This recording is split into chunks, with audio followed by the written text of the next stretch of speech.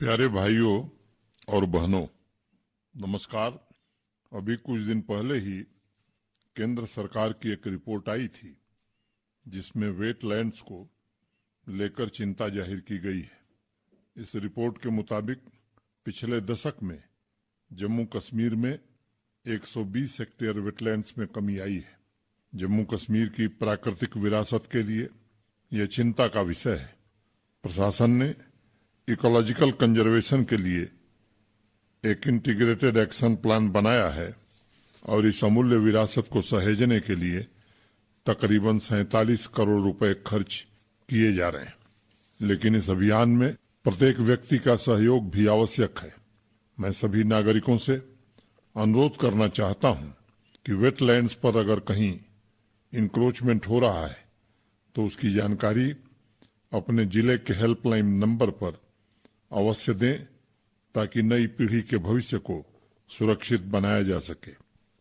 अवाम की भागीदारी से पिछले महीने खुसलसर लेक के इंक्रोचमेंट को साफ किया गया था और 30 साल बाद ट्रेडिशनल नेविगेशन रूट को क्लियर करके गिलीकदल तथा जैदबल तक शिकारा क्रूज के आवागमन की व्यवस्था सुनिश्चित की जा सकी है।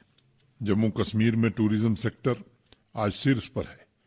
मुझे भरोसा है कि आने वाले वर्षों में पर्यटकों की संख्या में भारी इजाफा होगा। इसके लिए जरूरी है कि सभी नागरिक सकारात्मक रवैया अपनाएं और पर्यावरण के हितों को सर्वोपरि समझें।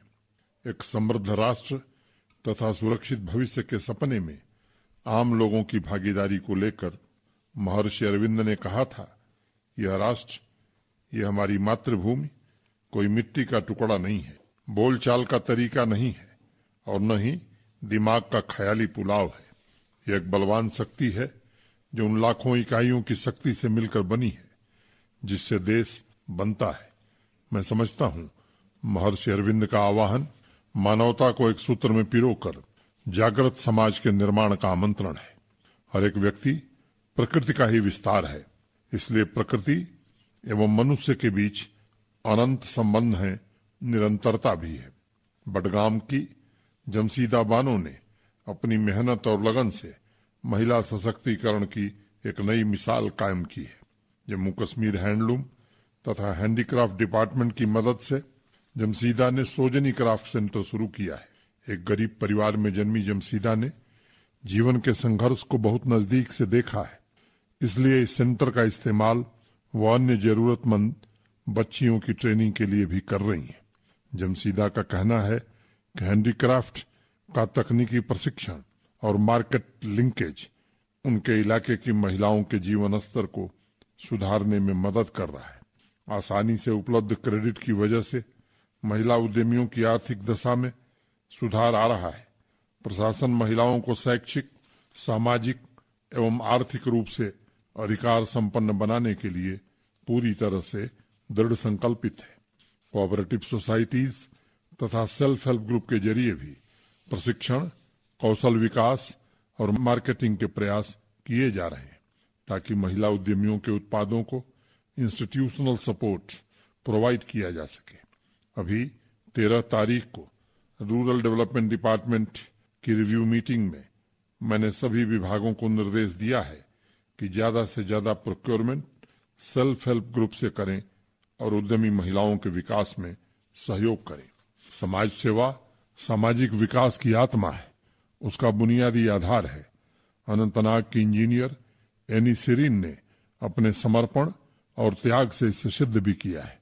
ठंड के दिनों में एनी तथा उनकी टीम दिन रात मेहनत करके ट्रांसफार्मर रिपेयरिंग सुनिश्चित करती हैं ताकि लोगों को किसी प्रकार की असुविधा न हो।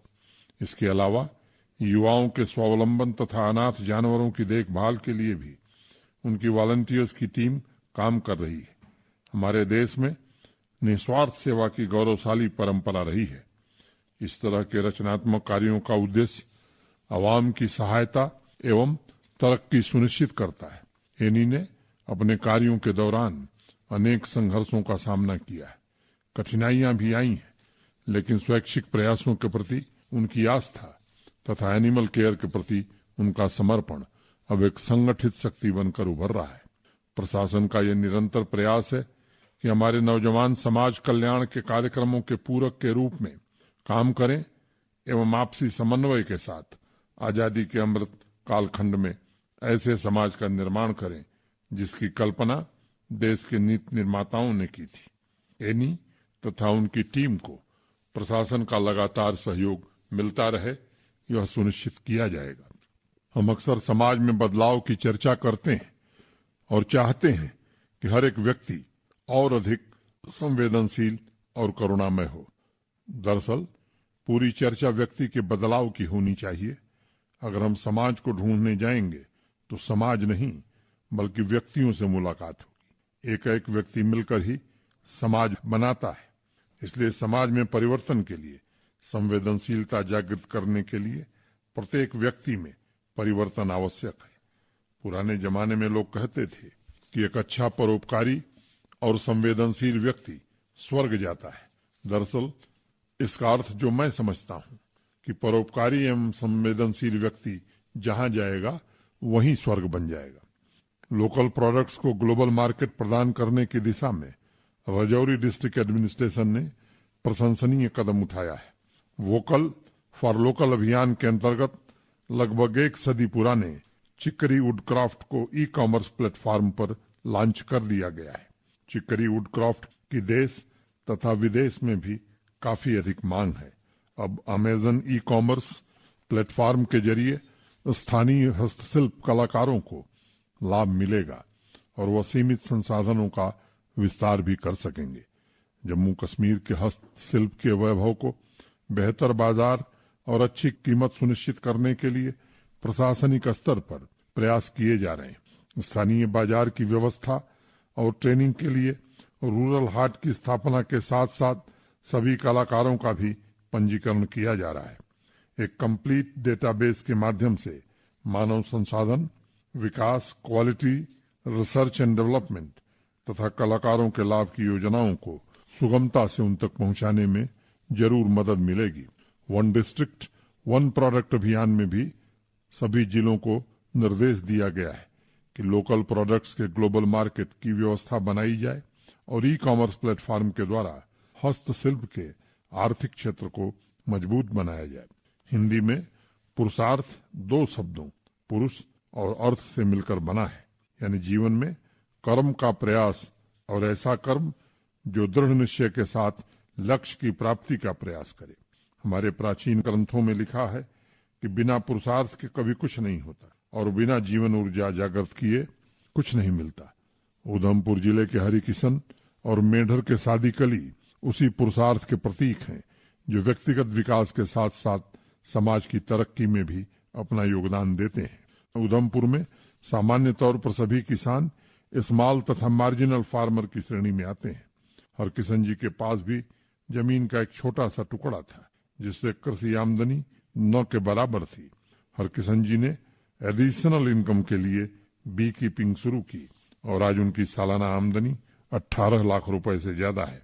यही नहीं, उन्होंने अनेक स्थानीय लोगों को रोजगार उपलब्ध कराकर उनके जीवन में पुरुषार्थ की महत्ता को स्थापित किया है और सभी परिवारों के जीवन में शहद घोलने का काम भी किया है। सादीकली मक्के की खेती से साल में मुश्किल से 15-20 हजार रुपए कमाते थे, लेकिन डाइवर्सिफिकेशन के द्वारा उन्होंने उसी जमीन में एक्सोटिक वेजिटेबल की खेती शुरू की, जिससे एक सीजन में ही उनकी आय लगभग 70 से 80 हजार रुपए हो गई है। उन्होंने अब डेयरी फार्मिंग भी शुरू की है और खाली समय में वो आसपास के गांवों के किसानों को डाइवर्सिफिकेशन के लिए प्रोत्साहित कर रहे हैं। मुझे अत्यंत प्रसन्नता है कि ग्रामीण जम्मू कश्मीर ने प्रगति और खुशहाली की एक नई तस्वीर प्रस्तुत करने का सिलसिला शुरू किया है। प्रशासन ने कृषि और ग्रामीण विकास के लिए धन आवंटन तथा किसान भाइयों की आर्थिक मदद के लिए बजट में पर्याप्त व्यवस्था की है। प्रशासनिक नीतियों में व्यक्ति एवं समुदाय की सक्रिय भागीदारी पर बल दिया जा रहा है, क्योंकि मात्र अधिक धन खर्च करके बेहतर नतीजे नहीं हासिल किए जा सकते। नीतियां और कार्यक्रम इसी प्रकार बनाए जा रहे हैं जो ग्रामीण तथा शहरी आबादी के बीच की खाई को कम करें और क्षेत्रीय असंतुलन दूर करने में मददगार हों। मैं सभी श्रोताओं से भी अनुरोध करूंगा कि प्रशासन के कार्यक्रमों के जरिए जम्मू कश्मीर की सतत एवं बहुमुखी प्रगति में सक्रिय रूप से भागीदार बने। सस्टेनेबल टूरिज्म की दिशा में अब प्रशासन के अलावा आम लोगों की भागीदारी भी बढ़ रही है। एडवेंचर मोटर स्पोर्ट्स संस्था कश्मीर ऑफ रोड चला रहे अली साजिद तथा फराह जैदी टूरिज्म तथा फॉरेस्ट डिपार्टमेंट के साथ नॉर्थ कश्मीर में बॉर्डर टूरिज्म को प्रमोट कर रहे हैं। कश्मीर घाटी के कई इलाके अभी भी अनएक्सप्लोर्ड हैं और अली साजिद तथा फराह उन जगहों को इको टूरिज्म के रूप में प्रमोट कर रहे हैं, जिससे आने वाले समय में होम स्टे से जुड़े सेल्फ हेल्प ग्रुप्स तथा इंडिविजुअल एंटरप्रेन्योर्स को बिजनेस के अच्छे अवसर मिलेंगे। जम्मू संभाग में अनेक ऐसे ऑफबीट डेस्टिनेशंस हैं जो बेहद खूबसूरत और अनएक्सप्लोर्ड भी हैं। वहां भी प्रबुद्ध नागरिकों को प्रशासन के साथ मिलकर सस्टेनेबल टूरिज्म डेवलप करने में मदद करने की आवश्यकता है। विकास एक सर्वांग घटना है जिसका असर आसपास के अस्तित्व पर पड़ता है। इसलिए मैं जन भागीदारी के माध्यम से कार्यक्रम के क्रियान्वयन पर विशेष जोर देता हूं। सारी संस्कृति, सारी सभ्यता, सारा समाज, सारी शिक्षा एक ही बात पर बल देती है, वह है संयुक्त प्रयास। जम्मू से राधिका महाजन ने टूरिज्म सेक्टर से संबंधित एक पत्र मुझे भेजा है। राधिका का सुझाव है कि जम्मू कश्मीर में ब्लॉकचेन टेक्नोलॉजी की मदद से हॉस्पिटैलिटी तथा ट्रैवल इंडस्ट्री को ट्रांसफॉर्म किया जा सकता है। इससे पर्यटकों के लगेज की ट्रैकिंग, आइडेंटिफिकेशन, पेमेंट सिस्टम तथा कस्टमर लॉयल्टी जैसा डेटा संबंधित कार्यों को सुगमता से प्राप्त किया जा सकेगा और हम पूर्ण रूपेण पेपरलेस तरीके से काम कर सकेंगे। राधिका, आपके सुझावों के लिए बहुत बहुत धन्यवाद। पिछले वर्ष दिसंबर में ही केंद्र सरकार ने ब्लॉकचेन टेक्नोलॉजी पर एक नेशनल स्ट्रेटजी तैयार की थी और देश का पहला स्वदेशी सर्वर रुद्रा लॉन्च भी किया था। जम्मू कश्मीर में भी विश्वसनीय डिजिटल प्लेटफॉर्म तैयार करने के लिए काम शुरू किया गया था। रिसर्च, इनोवेशन, ट्रांसपेरेंट एप्लीकेशन के माध्यम से सुरक्षित इनोवेशन को बढ़ावा मिलेगा। राधिका, टूरिज्म इंडस्ट्री में ब्लॉकचेन प्लेटफॉर्म के विकास और उपयोग का आपका सुझाव सराहनीय है और मैं टूरिज्म तथा आईटी डिपार्टमेंट को इस पर एक साथ काम करने का निर्देश अवश्य दूंगा। डोडा से आमिर हुसैन ने लाडली बेटी स्कीम से संबंधित एक सुझाव भेजा है। आमिर ने लिखा है कि जम्मू कश्मीर में लाडली बेटी योजना प्रभावी तरीके से काम कर रही है, लेकिन इस योजना के एंड टू एंड डिजिटल सेवा को अभी तक सिर्फ 8 जिलों तक ही सीमित रखा गया है। आमिर ने लिखा है कि यह डिजिटल सेवा सभी 20 जिलों में शुरू की जाए ताकि अन्य लोगों को भी सहूलियत मिल सके। आमिर, आपके पत्र के लिए बहुत बहुत धन्यवाद। पिछले महीने ही लाडली बेटी के end to end digitized service की शुरुआत अनंतनाग, बडगांव, पुलवामा, श्रीनगर, जम्मू, कठुआ, किश्तवाड़ तथा सांबा में हुई थी। इसके पीछे एक वजह यह भी थी कि बहुत से छूट गए लाभार्थियों के पत्र इन जिलों से प्राप्त हो रहे थे। सभी एप्लीकेशंस को 45 दिन के भीतर उचित कार्रवाई का निर्देश दिया गया है। जम्मू कश्मीर प्रशासन समाज कल्याण विभाग की योजनाओं का 100% सैचुरेशन करने के लिए प्रतिबद्ध है और सभी सेवाएं डिजिटली प्रोवाइड की जाएं, इसके भी प्रयास किए जा रहे हैं। आदरणीय प्रधानमंत्री जी के नेतृत्व में पिछले 3 सालों में लाडली बेटी स्कीम का विस्तार किया गया है। अभी तक 1 लाख से ज्यादा लाभार्थियों को 150 करोड़ रुपए सीधे उनके खाते में ट्रांसफर किया जा चुका है। जन अभियान और ब्लॉक दिवस के माध्यम से पेंशन स्कीम से छूट गए लाभार्थियों को कवर किया जा रहा है। 2014 की तुलना में पेंशन लाभार्थियों की संख्या दुगनी से ज्यादा हो गई है। जम्मू कश्मीर में सामाजिक असमानताएं दूर हों, इसके लिए हमारा प्रशासन पूरी तरह प्रतिबद्ध है। अगले चरण में जम्मू कश्मीर के अन्य जिले में भी डिजिटल सर्विसेज का विस्तार हो, इसके लिए उचित व्यवस्था की जाएगी। श्रीनगर से साइमा मुश्ताक ने जम्मू कश्मीर के हैंडीक्राफ्ट को प्रमोट करने के संबंध में एक पत्र मुझे भेजा है। साइमा ने लिखा है कि शॉल, कारपेट, पेपर मासी, चेन स्टिच तथा वुड कार्विंग जैसे हस्तशिल्प की विरासत से नई पीढ़ी दूर जा रही है। पारंपरिक हस्तशिल्प कलाकारों के परिवार में नई पीढ़ी पुश्तैनी कला को छोड़कर दूसरे व्यवसाय अपना रही है। साइमा ने सुझाव दिया है कि प्रशासन को सभी हस्तशिल्प कलाकार फैमिलीज के साथ मिलकर जम्मू कश्मीर एवं देश के कोने कोने में एग्जीबिशन आयोजित करना चाहिए। एग्जीबिशन द्वारा नई पीढ़ी को पर्याप्त एक्सपोजर मिलेगा और वह जम्मू कश्मीर की शिल्प परंपरा को न सिर्फ पुनर्जीवित बल्कि विकसित करने के लिए प्रेरित हो सकेंगे। साइमा, आपके पत्र के लिए बहुत बहुत शुक्रिया। हस्तशिल्प को मैं जम्मू कश्मीर की संस्कृति का अभिन्न अंग तथा आर्थिक व्यवस्था का मजबूत आधार स्तंभ मानता हूं। नई पीढ़ी को इस परंपरा से जोड़ने के लिए 2 साल पहले कारखानदारी स्कीम शुरू की गई थी और जो ट्रेनी हैं उनके लिए समुचित आर्थिक मदद की भी व्यवस्था की गई है। पिछले वर्ष 26 कारखानदार यूनिट स्थापित किए गए हैं ताकि पूरे मनोयोग से व्यक्तिगत रुचि लेकर नौजवान बच्चे तथा बच्चियां इस क्षेत्र से जुड़ सके। खादी एवं ग्रामोद्योग विभाग की मदद से भी हैंडीक्राफ्ट क्लस्टर्स स्थापित किए जा रहे हैं जो डिजाइन, मार्केटिंग और स्किल के अपग्रेडेशन के लिए सुचारू रूप से काम भी कर रहे हैं। चूंकि हस्तशिल्प हमारी परंपराओं और रीति रिवाजों का भी प्रतिनिधित्व करते हैं, इसलिए हमारी कोशिश है कि इस क्षेत्र से जुड़े ज्यादा से ज्यादा कलाकारों तक सभी सुविधाएं पहुंचाई जाएं। एक अभियान चलाकर कोशिश की गई है कि 3 लाख हस्तशिल्प के कलाकारों का रजिस्ट्रेशन हो और उनके लिए क्रेडिट कार्ड स्कीम शुरू की गई है। जो भी कलाकार इस क्रेडिट कार्ड स्कीम का लाभ उठाना चाहते हैं उन्हें 2 लाख रुपए की मदद दी जा रही है और 7% इंटरेस्ट सबवेंशन भी दिया जा रहा है। 2 साल पहले जम्मू कश्मीर प्रशासन ने हैंडीक्राफ्ट के कोऑपरेटिव तथा सेल्फ हेल्प ग्रुप के लिए भी एक नई स्कीम शुरू की है और मुझे श्रोताओं से ये साझा करते हुए प्रसन्नता है कि अभी तक 2700 कोऑपरेटिव तथा सेल्फ हेल्प ग्रुप का रजिस्ट्रेशन हो चुका है। उनके बेहतर संचालन के लिए आवश्यक आर्थिक मदद भी की जा रही है। जम्मू कश्मीर के हैंडीक्राफ्ट को वैश्विक बाजार उपलब्ध कराने के लिए अभी तक 7 हस्तशिल्प कलाओं carpet, pashmina, सोजनी, खटमबंद, walnut, wood carving, paper मासी तथा कनी साल का जीआई सर्टिफिकेशन कर लिया गया है। पिछले 2 साल में इस सेक्टर की सभी आवश्यकताओं जैसे ट्रेनिंग, डिजाइन, गुणवत्ता, रिसर्च एवं डेवलपमेंट पर विशेष ध्यान दिया गया है।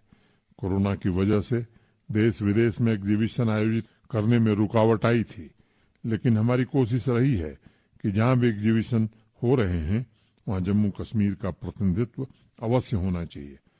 हमें सूरजकुंड तथा दुबई में काफी अच्छा रिस्पांस मिला। आगे भी जैसे जैसे एग्जीबिशन आयोजित होने शुरू होंगे जम्मू कश्मीर की भागीदारी सुनिश्चित की जाएगी। संस्थागत सहायता एवं हस्तशिल्पियों की भागीदारी, यह दोनों योगः कर्मसु कौशलम की भावना के साथ विकसित हो, इसके लिए प्रयास किया जाएगा। हस्तशिल्प की परंपरा के संरक्षण एवं प्रगति के लिए हम पूरी तरह से वचनबद्ध हैं, इसका आप सभी को हम विश्वास दिलाते हैं। कुपवाड़ा से खान आतिफ अब्दुल्ला ने वाटर कंजर्वेशन से संबंधित एक पत्र मुझे भेजा है। आतिफ ने लिखा है कि सभी जिलों में वाटर कंजर्वेशन की बेस्ट प्रैक्टिसेस को प्रमोट किया जाना चाहिए। दूर दराज के इलाकों में लोगों को इसके बारे में सूचनाएं नहीं मिल पा रही है। स्वैच्छिक, पंचायती तथा सरकारी संस्थाओं की मदद से सभी जिलों में मास अवेयरनेस कार्यक्रम आयोजित किया जाए। आतिफ ने आगे लिखा है कि वाटर कंजर्वेशन की बेस्ट प्रैक्टिसेस को प्रोत्साहित करने के लिए जिला स्तर पर वाटर कंजर्वेशन अवार्ड स्थापित किए जाएं।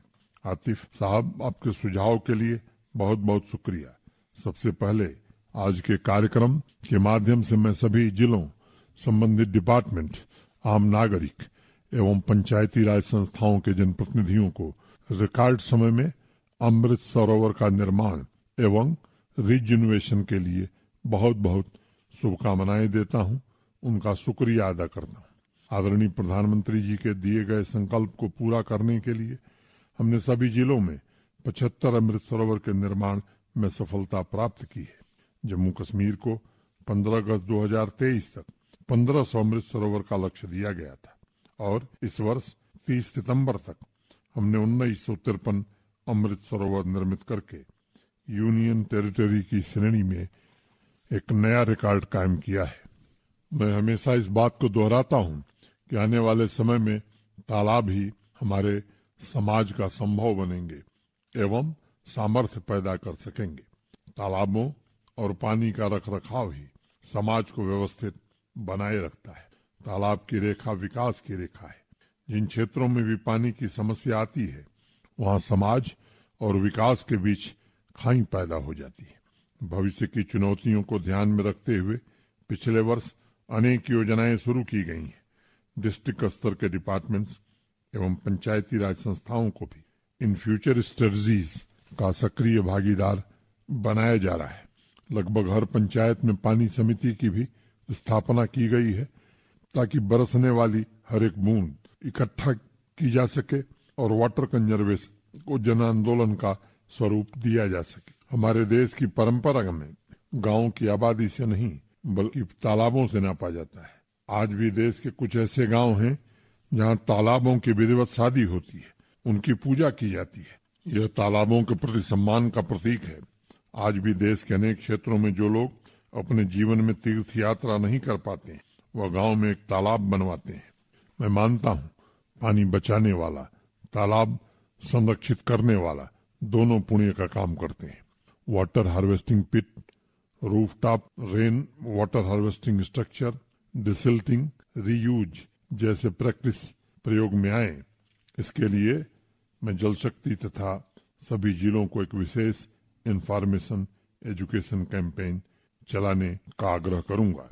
पंचायत के सभी जनप्रतिनिधियों से भी मैं निवेदन करता हूं कि घर घर तक लोगों के बीच ये जानकारी पहुंचे। इसके लिए हम सब मिलकर के काम करें। एक छोटी सी कहानी है। एक राजा अपने शहर का नवनिर्माण कर रहा था। वो रोज सुबह घोड़े पर बैठता और शहर के निरीक्षण के लिए निकल पड़ता और यह देखकर खुश होता कि उसका शहर पहले से भी अधिक सुंदर बन रहा है। उसने संकल्प लिया था कि वो अपने शहर को पृथ्वी पर सबसे सुंदर बनाएगा। एक दिन उसने शहर के एक हिस्से में बहुत बुजुर्ग व्यक्ति को पेड़ लगाते देखा। वो बुजुर्ग व्यक्ति बहुत ही श्रद्धा से पेड़ों को जमीन में लगाता और फिर उसे पानी देता। राजा के मन में कौतूहल जागा। वो घोड़े से उतरकर बुजुर्ग व्यक्ति के पास पहुंचा और बहुत संकोच से पूछा कि आपकी उम्र कितनी है। उस व्यक्ति ने कहा 120 साल। राजा ने कहा कि मेरे 2 सवाल हैं। पहला, इतने बुजुर्ग होकर आप काम क्यों कर रहे हैं? और दूसरा, जब तक यह पेड़ बड़े होंगे क्या आप इनका फल खाने के लिए जिंदा रहेंगे? वो बुजुर्ग हंसा और राजा से कहा कि जीवन का हर पल सृजन के लिए समर्पित हो, इसीलिए ईश्वर जन्म देता है।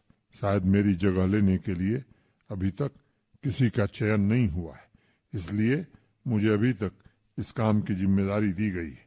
दूसरी बात यह है कि अगर मेरे बाप दादा ने भी ये सोचा होता कि अपने जिंदा रहते खाने के लिए पेड़ लगाना है तो शायद शहर के इस हिस्से में सिर्फ धूल उड़ रही होती। मेरे बाप दादा ने जो पेड़ लगाए थे उसका फल मैं खा रहा हूं और जो पेड़ मैं लगा रहा हूं उसका फल आने वाली पीढ़ियां खाएंगी। अगर हमारे पूर्वजों में सिर्फ अपने लिए सृजन करने की सोच होती तो शायद पेड़, तालाब उतनी संख्या में कभी निर्मित नहीं हो पाते, जो जीवन जीने के लिए बहुत आवश्यक है। इसलिए सृजन सबसे बड़ा तीर्थ है। निस्वार्थ भाव से नवनिर्माण सबसे बड़ा पुण्य है। श्रीनगर से फैजल एजाज ने एजुकेशन सेक्टर में डिजिटल इनिशिएटिव के संबंध में एक पत्र भेजा है। उन्होंने लिखा है कि प्रशासन द्वारा पिछले 2 वर्षों में डिजिटल एजुकेशन के क्षेत्र में अनेकों इनोवेटिव स्टेप्स लिए गए हैं, लेकिन जमीन पर अधिकांश स्टूडेंट्स और उनके परिवार वालों को इन महत्वपूर्ण कार्यक्रमों की जानकारी नहीं है। फैजल का सुझाव है कि हर एक जोन में शिक्षा विभाग ब्लॉक दिवस या जन अभियान के माध्यम से सभी कार्यक्रमों की जानकारी एक बुकलेट में संग्रहित करके लोगों तक पहुंचाए। फैजल, आपके पत्र के लिए बहुत बहुत शुक्रिया। पिछले 2 वर्षों में स्कूल एजुकेशन डिपार्टमेंट ने अनेक ऐसे मॉड्यूल विकसित किए हैं जो कोर्स की पढ़ाई के साथ ज्ञान, विचारों एवं कल्पना शक्ति को भी प्रोत्साहित करें। होम क्लास के लिए एक यूट्यूब चैनल शुरू किया गया है। दीक्षा, पाठशाला, स्वयं, विद्यादान तथा स्वयं प्रभा अनेक वेब प्लेटफॉर्म्स पर मौजूद कंटेंट को इकट्ठे एक जगह प्रोवाइड करने के लिए सरल एंड्रॉयड ऐप भी लॉन्च किया गया है। इसके अलावा जम्मू कश्मीर एजुकेशन हब के नाम से एक वेब बेस्ड सिस्टम भी डेवलप किया गया है जो टीचर्स द्वारा तैयार किए गए एजुकेशनल मटेरियल को स्टूडेंट्स तक पहुंचा रहा है। सभी स्कूलों में इंफ्रास्ट्रक्चर तथा टीचर्स की परफॉर्मेंस मॉनिटर करने के लिए आधारशिला वेब पोर्टल भी विकसित किया गया है। इन सभी कार्यक्रमों का उद्देश्य स्टूडेंट्स को एकेडमिक कंटेंट तथा अन्य जरूरी सुविधाएं उपलब्ध कराना है। मैं समझता हूं कई बार कार्यक्रमों की जानकारी किसी वजह से लोगों तक नहीं पहुंच पाती है। यह स्कूल एजुकेशन डिपार्टमेंट का एक महत्वपूर्ण उत्तरदायित्व है और इन कार्यक्रमों के प्रचार प्रसार के लिए जरूरी निर्देश अवश्य दिए जाएंगे। जम्मू से प्रतिभा शर्मा ने उभरती खेल प्रतिभाओं के संबंध में एक पत्र भेजा है। प्रतिभा ने लिखा है कि जम्मू कश्मीर के विश्व प्रसिद्ध सीनियर खिलाड़ियों का एजुकेशनल इंस्टीट्यूशंस तथा स्पोर्ट्स एकेडमी में नौजवान खेल प्रतिभाओं से सीधे संवाद का एक मैकेनिज्म तैयार किया जाना चाहिए। इससे बच्चे सीनियर खिलाड़ियों के अनुभव से अपने भविष्य की राह तैयार कर सकेंगे और उनके मन में अगर किसी प्रकार की जिज्ञासा है तो वह भी शांत हो सकती है। प्रतिभा ने लिखा है कि बहुत से फेमस खिलाड़ी स्वेच्छा से आज भी कुछ संस्थानों में जाते हैं, लेकिन प्रशासन के सहयोग से इस व्यवस्था को पूरे जम्मू कश्मीर में लागू किया जा सकता है। प्रतिभा, आपके पत्र के लिए बहुत बहुत धन्यवाद। जम्मू कश्मीर में स्पोर्ट्स को एजुकेशनल इंस्टीट्यूशंस, स्पोर्ट्स एकेडमीज से लेकर पंचायतों तक पहुंचाने का प्रयास किया जाएगा। आज मैं ये बात जिम्मेदारी से कह सकता हूं कि खेलों से नौजवान प्रतिभाओं को जोड़ने का जिस प्रकार का अभियान जम्मू कश्मीर यूनियन टेरिटरी में चल रहा है और जिस उत्साह से इसमें युवा वर्ग भाग ले रहा है वह काफी प्रशंसनीय है। आपके सुझाव पर मेरे ऑफिस ने स्पोर्ट्स काउंसिल के अधिकारियों से इस संबंध में बात की है। हमने निर्णय लिया है कि यूरोपियन कंट्रीज की तरह जम्मू तथा कश्मीर के दोनों डिवीजन में 25-25 प्रसिद्ध खिलाड़ियों का पैनल बनाया जाएगा। इस पैनल के आधार पर स्कूल एजुकेशन डिपार्टमेंट मिलकर बच्चों से संवाद का एक कैलेंडर भी तैयार करेंगे। मुझे पूरी उम्मीद है कि प्रतिभा के सुझाव का जमीनी स्तर पर क्रियान्वयन भावी पीढ़ी को बेहतर प्रदर्शन के लिए प्रेरित करेगा। प्यारे भाइयों और बहनों, किसी भी क्षेत्र का प्राकृतिक और सांस्कृतिक वैभव तभी नए शिखर को छूता है जब लोग भेदभाव मिटाकर एक मन एक प्राण से अपने संकल्पों को सत्य बनाने में जुट जाते हैं। प्रशासन का समर्पित प्रयास है कि जम्मू कश्मीर के सभी क्षेत्रों में समानता स्थापित हो और प्रत्येक नागरिक के आकांक्षाओं की पूर्ति हो। मैं आप सभी को दीपावली की अग्रिम शुभकामनाएं देता हूं। महात्मा बुद्ध कहते थे, अप दीपो भव, अपने दिए स्वयं बनो। दीपावली का त्योहार घर बार में समृद्धि एवं अंतरात्मा में प्रकाश का उत्सव है। प्रत्येक व्यक्ति क्षमतावान है, उसे अपना दिया स्वयं बनकर उस क्षमता को पहचानना होगा। स्वयं का दिया ही बाहर और अंतस के अंधकार को दूर कर सकता है। इस दीपावली में हर एक व्यक्ति आपसी प्रेम और भाईचारे की ज्योति जलाए और एकता के साथ नए सवेरे का निर्माण करे, मेरी ऐसी आप सबसे प्रार्थना है। नमस्कार, जय हिंद।